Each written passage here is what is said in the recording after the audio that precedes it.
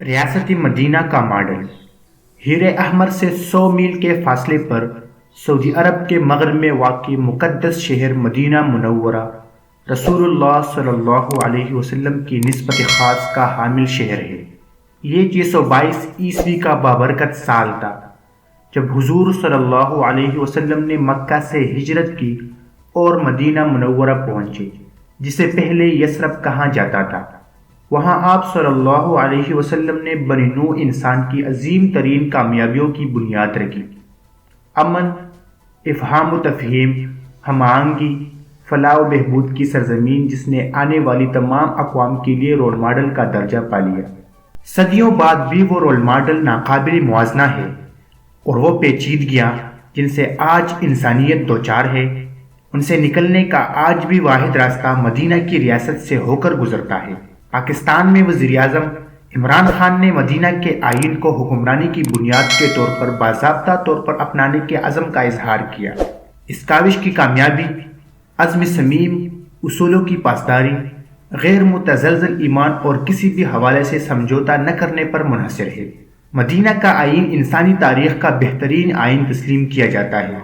مغربی ممالک کے لیے یہ دستاویز میگنا کارٹا ہے، جسے کنٹربری کے آرچ بشپ اسٹیفن لینگٹن نے انگلستان کے اس وقت کے بادشاہ جان کے لیے تیار کیا تھا۔ دستخط کرنے والی جماعتوں میں باغی گروپس اور چرچز کے سربراہ شامل تھے۔ یہ سب کچھ انگلستان میں 1215 میں ہو رہا تھا، جبکہ مدینہ کا آئین پہلے ہی 622 عیسوی میں نافذ ہو چکا تھا۔ یہ حیرت کی بات نہیں کہ مغربی زعماء نے حضور اکرم صلی اللہ علیہ وسلم کو سب سے بڑے قانون دان کے طور پر تسلیم کیا۔ جب حضور صلی اللہ علیہ وسلم مدینہ منورہ پہنچے تو شہر ٹوٹ پھوٹ اور بدنظمی کا شکار تھا۔ متحارب قبائل، جن میں سے 2 اوس اور خزرج تھے، 3 یہودی قبائل سمیت مسیحیت اور صائبین سمیت دیگر مذاہب کے لوگ بھی موجود تھے۔ کچھ مکہ کے وہ لوگ تھے جنہیں کفار نے ظلم و ستم کرنے کے بعد آبائی شہر سے نکال دیا گیا تھا، جنہیں مہاجرین کہا گیا۔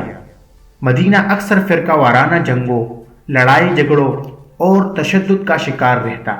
آپ صلی اللہ علیہ وسلم نے مدینہ میں جو آئین رائج کیا، اس نے مدینہ کو آنے والے ہر دور کے لیے نمونہ بنایا۔ اسکالرز اور مورخین نے اس آئین کو ہر دور کے لیے مکمل ضابطہ حیات قرار دیا۔ مدینہ کے آئین میں اتحاد اور مساوات سب سے نمایاں خصوصیات تھی۔ نبی صلی اللہ علیہ وسلم نے پہلے اصول کے طور پر مختلف عقائد کے لوگوں کے درمیان ہم آہنگی کو پروان چڑھایا۔ اس اتحاد اور مساوات کے نتیجے میں حقوق و فرائض کا ایسا نظام وضع ہوا جو معاشرے کے ہر فرد کو تحفظ فراہم کرتا ہے۔ پاکستان میں فرقہ وارانہ، لسانی، صوبائی اور نسلی بنیادوں پر شدید تقسیم پائی جاتی ہے۔ ریاست کا فرض ہے کہ وہ ان اختلافات کو ختم کرنے کی کوشش کرے اور لوگوں کے درمیان اتحاد کو برقرار رکھے۔ مدینہ منورہ بطور نمونہ ہمیں قانون کی حکمرانی سکھاتا ہے۔ حضور صلی اللہ علیہ وسلم نے متفقہ قانونی نظام پر سختی سے عمل کروایا۔ آپ صلی اللہ علیہ وسلم نے امیر اور غریب کے درمیان امتیاز کو ختم کیا۔ قومی ناانصافی کے باعث تباہ ہوتی ہیں۔ جو بھی اشرافیہ کے مفادات کا تحفظ، اقربا پروری اور ان سے خصوصی سلوک کی حمایت کرتا ہے، وہ قرآن و سنت کے رہنما اصولوں اور ریاست مدینہ کے بنیادی فلسفہ سے انحراف کرتا ہے۔ مدینہ کے نظریات کے تحت ہر شہری قانون کے سامنے برابر ہے اور اس کے ساتھ یکساں عزت اور وقار کے ساتھ پیش آنا چاہیے۔ مغربی دنیا نے دوسری جنگ عظیم کے بعد اقوام متحدہ کے تحت چارٹر آف رائٹس کا آغاز کیا، جبکہ ہمارے نبی کریم صلی اللہ علیہ وسلم نے 1400 سال پہلے اس پر عمل کروایا۔ پاکستان کے معاملے میں غور کیا جائے تو حیثیت، طاقت اور پیسے کے حوالے سے عدم مساوات بہت زیادہ ہے۔ قانون واضح طور پر طاقتور اور امیر کے حق میں ہے، یہاں تک کہ زندگی کی بنیادی ضروریات بھی امیروں کے لیے فراواں ہے۔ ایسے حالات میں مدینہ کے ماڈل کی پیروی کے لیے نہ صرف ریاست بلکہ ہر شہری کو بے پناہ عزم اور جدوجہد کی ضرورت ہے۔ مدینہ کے آئین کے سب سے نمایاں حصوں میں سے ایک فلاحی ریاست کا تصور بھی ہے۔